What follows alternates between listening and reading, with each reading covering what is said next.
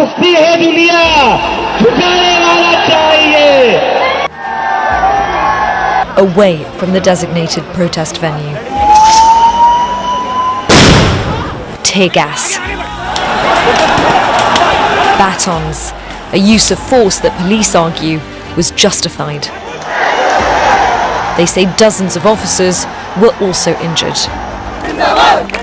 Still, days after the crackdown, protesters return, demanding the resignation of the Education Minister after the leak of a national entrance exam.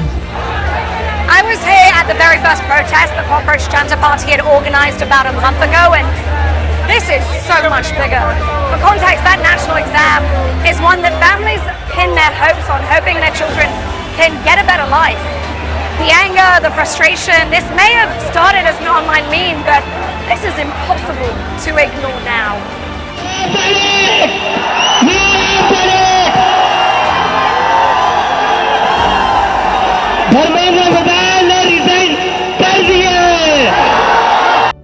Imagine spending years preparing for the biggest examination of your life.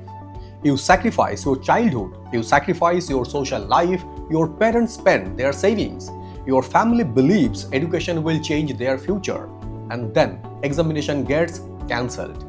The results are delayed, paper leak emerge, recruitment stops, the rules change midway, or your degree no longer guarantees employment. Today, hundreds of students from different parts of India have gathered at Jantar Mantar in New Delhi to raise their voices over issues they believe directly affect their future. This is not just another protest, this is about trust. Trust in institution, trust in the education system, trust in governance. Today, we are not here to support any political party or oppose any government. At the Spotlight Media and Technology, we examine this issue through an ESG lens, environmental, social and governance, because education is one of the strongest pillars of sustainable development. Hi, this is Indraneel and welcome to the Spotlight Beyond Profession, Beyond Headlines, Beyond Borders. At the Spotlight Media and Technology, we examine this issue through an ESG lens, environmental, social and governance, because education is one of the strongest pillars of sustainable development.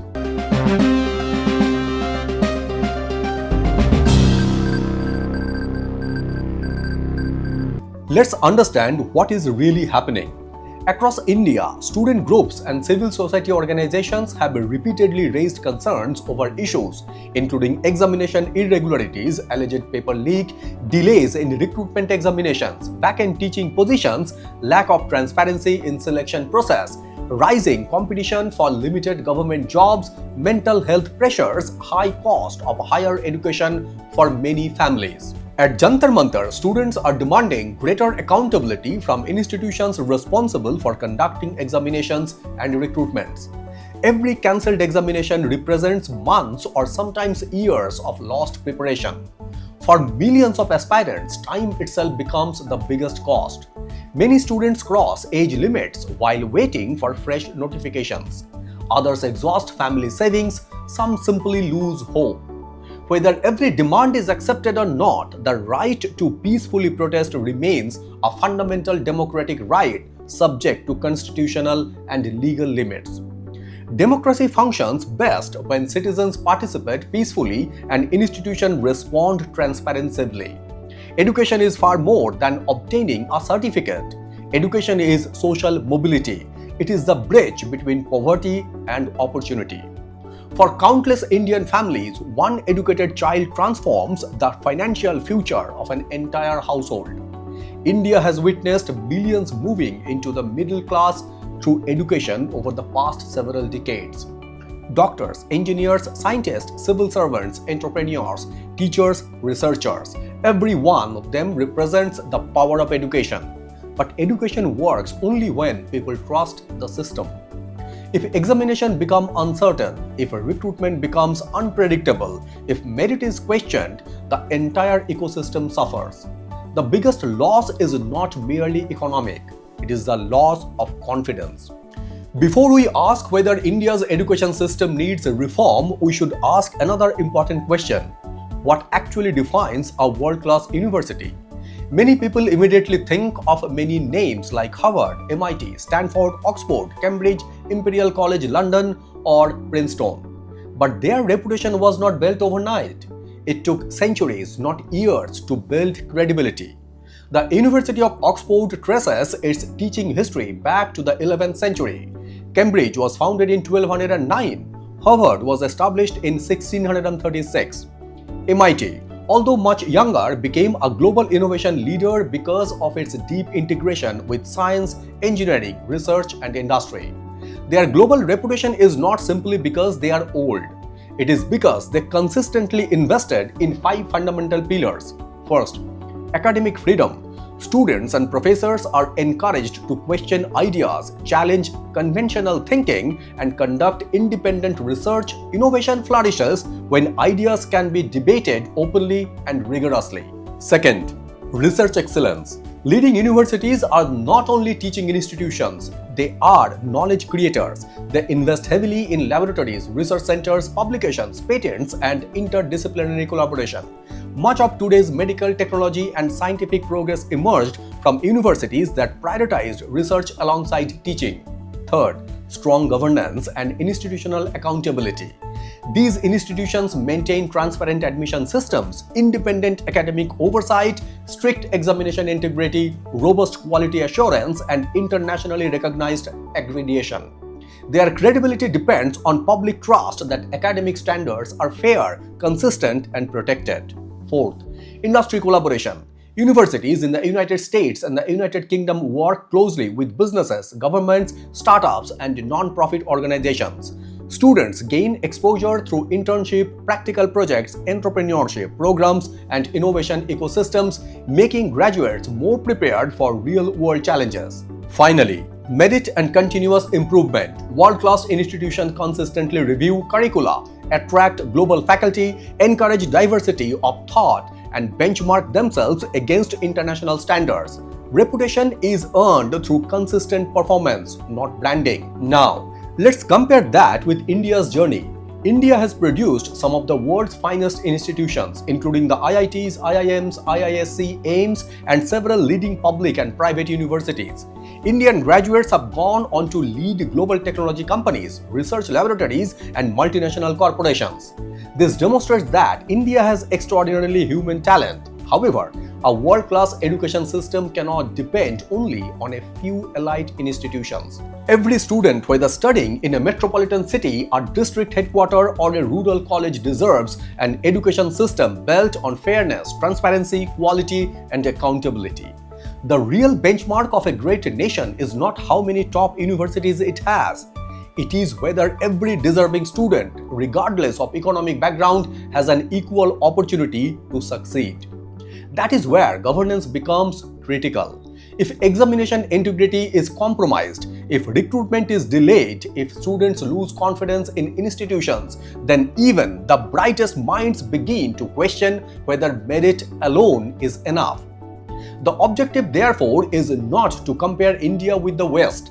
The objective is to learn from global best practices while building an educational system that reflects India's own aspirations, constitutional values, and demographic strengths. Because credibility cannot be legislated, it is earned through decades of consistent governance, transparency, academic excellence, and public trust.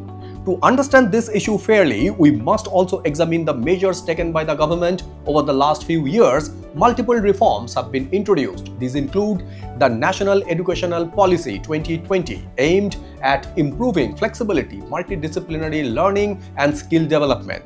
Digital initiatives such as Diksha and Swayam to expand access to learning. Increasing investment in digital education infrastructure, expansion of IITs, AIIMS, and several higher education institutions, stronger legal provisions to address examination malpractices, including legislation targeting unfair means in public examinations, greater use of technology, biometric verification, and digital monitoring during examination. These initiatives indicate that the government recognizes the importance of strengthening educational governance. However, policy announcement alone cannot restore confidence. Implementation determines success. The real question remains, are reforms reaching students at the ground level? If paper leaks continue, if vacancies remain unfilled, if examinations are repeatedly delayed, students naturally ask whether reforms are sufficient. That is a legitimate public policy question, not a political one. Every institution, public or private, must be accountable. This is where governance, the G in the ESG, becomes critical. Good governance means transparency, fairness, timely decisions making, independent oversight, clear responsibility. When an examination fails, who is accountable?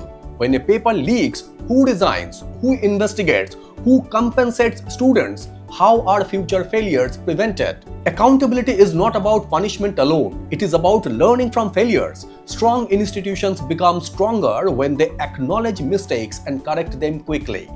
Countries with trusted education systems are not perfect. They simply respond faster. At the Spotlight Media and Technology, we believe education is one of the most important social indicators under ESG. A strong education system creates better employment, higher productivity, lower inequality, improved public health, greater innovation, more responsible citizens. Education also strengthens governance because educated citizens ask informed questions and participate constructively in democracy. This is not about politics. This is about national development. If young people lose faith in institutions, the long-term economic cost can be enormous.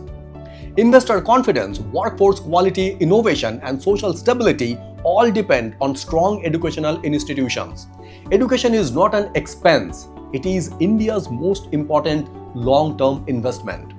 Whether you agree with every protest or not, whether you support the government or criticize it, one principle should unite all of us.